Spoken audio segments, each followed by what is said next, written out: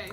So I'm here with Sharla, my audiobook narrator, my good friend, and one of my test readers. We're also here with Moss. He is my poodle. Recently has been shaved, so he looks quite skinny.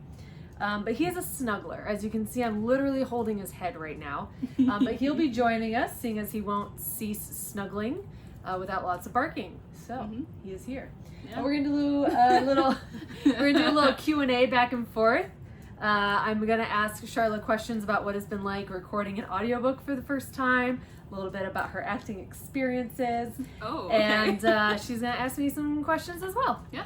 So, Sharla, let's kick it off with you. Okay, all right. You have recorded the first 4 chapters. So Almost, far. the first Almost 4. four. Yeah. What has been the hardest thing about recording? So far it's been figuring out the voices and keeping them consistent while I switch between characters. Okay. Yeah. All right. Yep. Okay. Oh, my turn. Sorry. You're good. Didn't know we were gonna talk or okay. I have other things, but I thought I'll save that for the next question. Okay. All right. I was gonna. Should I address you as TK? Yes. TK, just like Digimon. TK. Okay. Do you know TK from Digimon? I know. Okay. We'll talk about that later on. I mean, I know what Digimon is, but well, I was that's never, a plus. So, yeah. Okay, well, TK. When did you start writing? I don't remember my age. Sorry. A burning log just fell onto my floor. We have a... That's fine. Just keep talking. Okay. We won't turn the camera around at this moment. The house shall just burn down around us. I don't remember how old I was. Middle school, maybe high school, young high school. But we were garage sailing. I was garage sailing with my mom at the neighboring homes. And someone had a very old computer that only took floppy disk. Oh, wow. And so I bought it with my allowance money. And I literally started writing thoughts and little stories. I played a lot of video games, read a lot of books growing up. I wrote like a I forget what it's called. Fan fiction? Fan fiction about Zelda. Ooh. It was the life after Zelda, after Link saved Hyrule. And that was kind of my first big book. And I actually started that in 5th grade. And it just kept going. Like, as long as since 5th grade, I've always added more and more to this fan fiction of Link after he has saved Hyrule. Are we ever going to be able to see it? I think I will have to make it into a real book and just change all the character names, the country, and, the main gist of the story can remain. So it's no longer fan fiction, it's just fiction. Yes. Okay. Yes. But yeah, it was early high school probably. I bought this computer at a garage sale and I wrote and saved everything on a floppy disk. Nice. Do you still have the floppy disk? No. No? Okay. I live with an IT guy. I barely have a thumb drive anymore. Everything's on the cloud. Okay. Gotcha. Great. All right, Sharla. What has been the craziest thing I've asked you to do for this audiobook? I don't know. Crazy. I'm trying to think something super crazy. We've had a lot of interactions back and forth on the phone where I record something and ask if it's okay.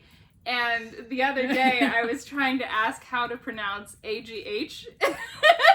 So there was a lot of going on and back and forth, and I didn't know how to do that. You said and I said no, kind of like and we kept doing sounds. Guttural and But then you're like, well, it's at this part. And I'm like, oh yeah, don't do anything I just told you. At this part needs to be more like this. Yeah. So that's probably the craziest thing. Okay. Yeah. Not too bad. Yeah. So I assume we're still just talking about your book specifically. What do you like about your book? Oh boy. I guess just the first one. Yeah, just the first one. Self-conclusion. I like the title. I knew it might be a little controversial. I knew people might not get it. I knew a lot of people might be like, oh my gosh, this book's just about suicide. My kid won't read this, But I loved it because I got it from a punk rock song that I just loved when I was in high school called Self-Conclusion by the Spill Canvas. And it's a story about a girl who goes to jump off a cliff, and a boy stops her, and he says, like, come home with me. I want you to live. And she says, you don't even know me. You don't know my life.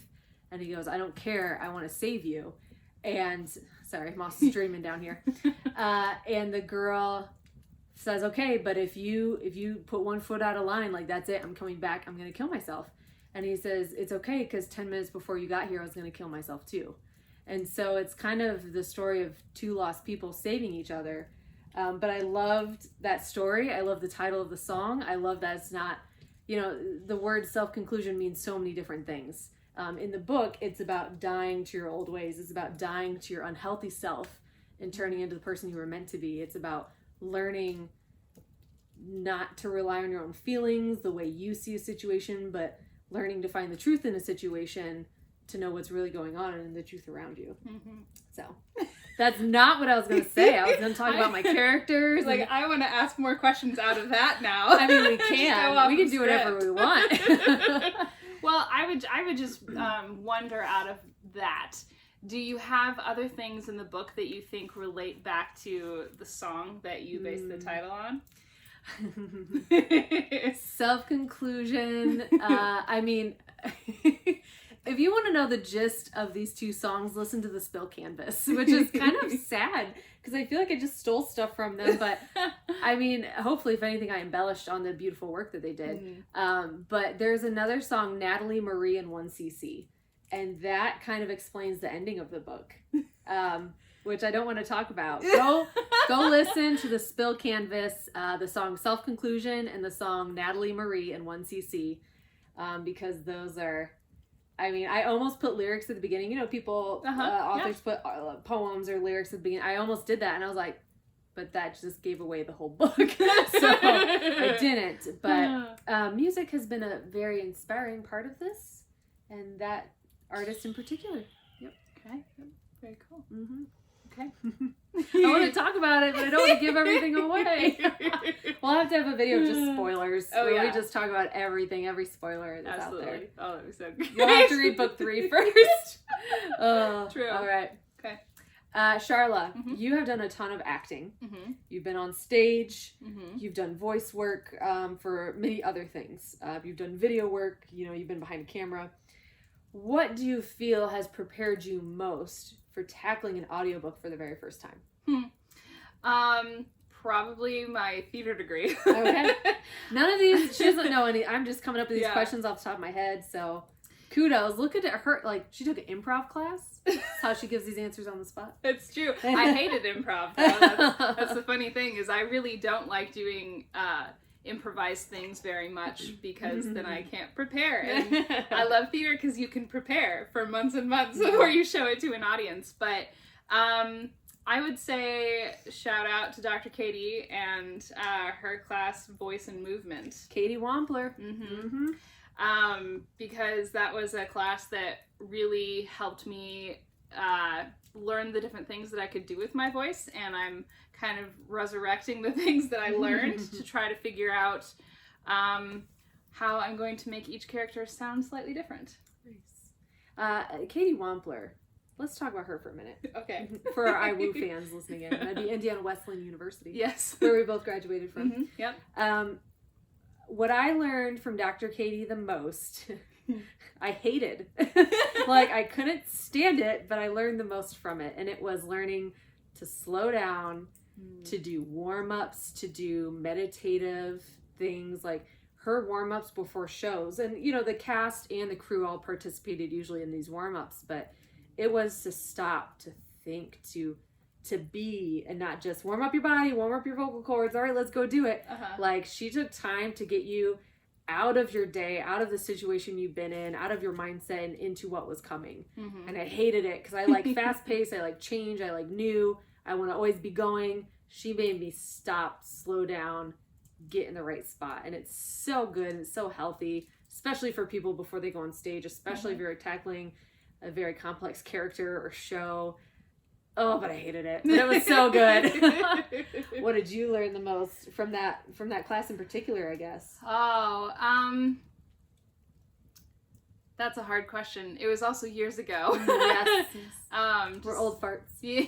these days. To say what I learned the most. I think kind of just the things when you can go back to a textbook and think about voice and think about breathing in particular and how breathing comes from different places. I guess like your volume also comes from different places depending on where you're breathing. So you can have very shallow breaths. You can have a very nasally sound if you're talking just through your nose. You know, I love how you do it as you talk about it. You can, I mean, this even comes with singing too, but you can strain your vocal cords if you're talking from your throat. Or you can sound incredibly loud if you're speaking from your diaphragm. And so being able to place your voice and your breath somewhere specific is very useful for creating a character. Awesome. So I guess that goes kind of back to the original question of how that influences how I'm going to be doing the audiobook. But Okay. yeah. All right. Well, this has been part 1 of Questions with Caitlin and Sharla. Tune in next time for part 2.